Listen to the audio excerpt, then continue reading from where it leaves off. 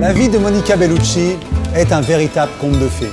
Elle grandit dans un petit village italien. Une première fée se penche sur elle, c'est la prestigieuse agence de modèles Elite. En parallèle de sa carrière internationale pour des grandes maisons de couture, elle prend des cours de théâtre et fait ses débuts à l'écran. Une deuxième fée, Francis Ford Coppola, lui offre un petit rôle dans Dracula. En 1996, elle tourne L'appartement de Jimmy Mooney, au cours duquel elle rencontre son prince charmant, Vincent Cassel. Ils se marièrent, eurent une petite fille et tournent régulièrement ensemble. Mais pas dans son dernier film, Le Concile de Pierre, adapté du best-seller de Jean-Christophe Granger, réalisé par Guillaume Niclot avec Catherine Deneuve.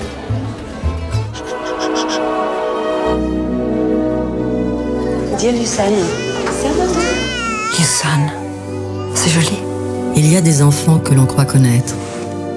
Lucane, il faut se lever. J'étais en train de crier cette nuit. Comment ça? Il y a des enfants qui naissent avec un destin insoupçonné. Qu'est-ce que c'est que ça? Elle est apparue quand? Il y a environ 3 jours. Mais les plus troublants, c'est que nous faisons les mêmes rêves au même moment. J'ai rêvé que j'étais mort. Sur la route, j'ai vu... Quoi? Rien. Ne dis pas que tu crois à ça. Pendant son sommeil, mon fils s'est mis à parler un dialecte d'Asie qu'il n'a jamais appris. Lucane?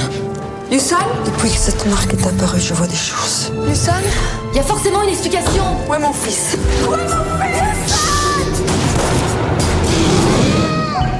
Le gros cil de pierre. La réalité bouscule parfois toutes nos certitudes. Dans son journal intime, Monica Bellucci nous parle de sa fille au nom de déesse, des mensonges de l'image et de la figure du diable, qui ne serait que celle de l'homme.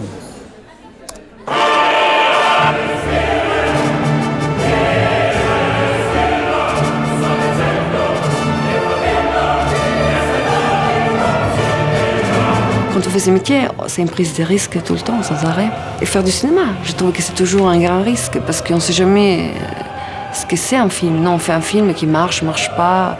Tu ne sais jamais ce qui se passe. Il faut convivre avec. Moi, j'aime bien ça. Pour moi, c'est assez excitant, ça. Pour ma fille, je ne suis pas une image. Je suis sa mère. Je suis ni une actrice, ni... Je suis juste sa mère. Quand je veux lui parler, je lui parle tête à tête, pas à la télé. J'ai cherché des noms, j'avais plusieurs possibilités. Après, j'ai lu Deva. Ça m'a fait penser à un vieux nom de la Toscane.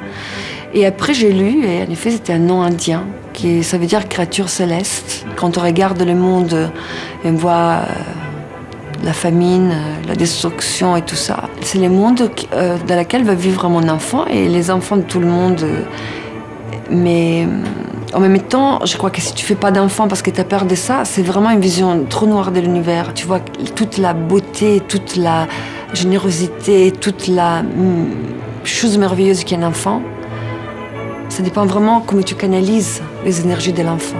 Je dois dire qu'après la naissance de ma fille, ce qui me manque un peu, c'est avoir pas le temps de lire, de voir tous les films que je voyais avant, d'écouter toute la musique que j'écoutais avant, mais en même temps, je trouve qu'elle, c'est les plus beaux livres, la plus belle musique, les plus beaux films.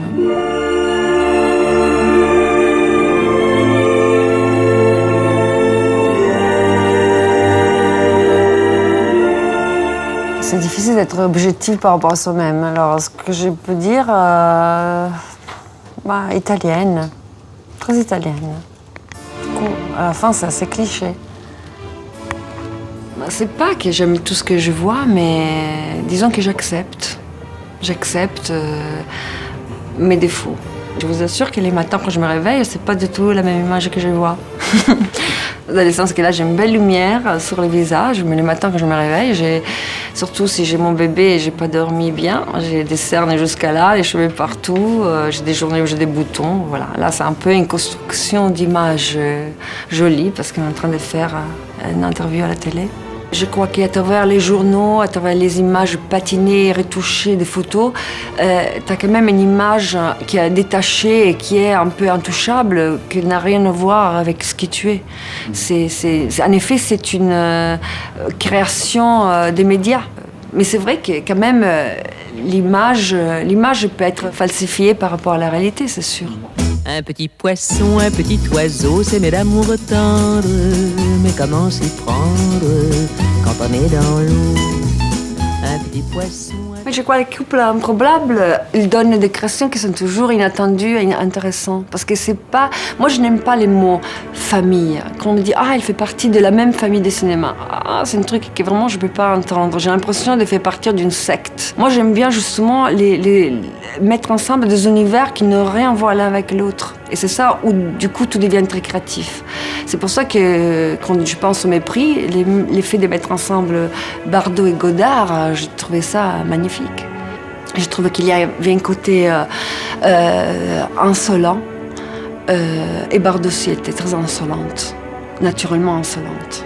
Et deux insolences différentes. Godard qui avait une insolence qui venait de son intelligence et de son talent, et Bardot qui était considérée insolente parce que c'était un physique de la sensualité insolente.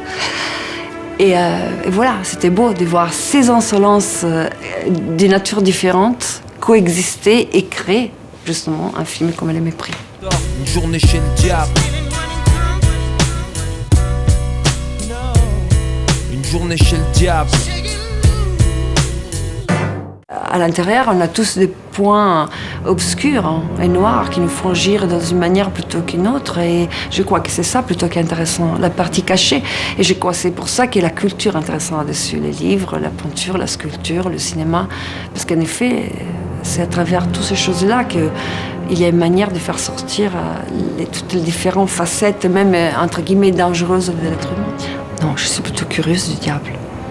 Mais je ne parle pas du diable comme une force maudite qui nous possède. On a, nous, les dieux, les diables. C'est à nous de décider.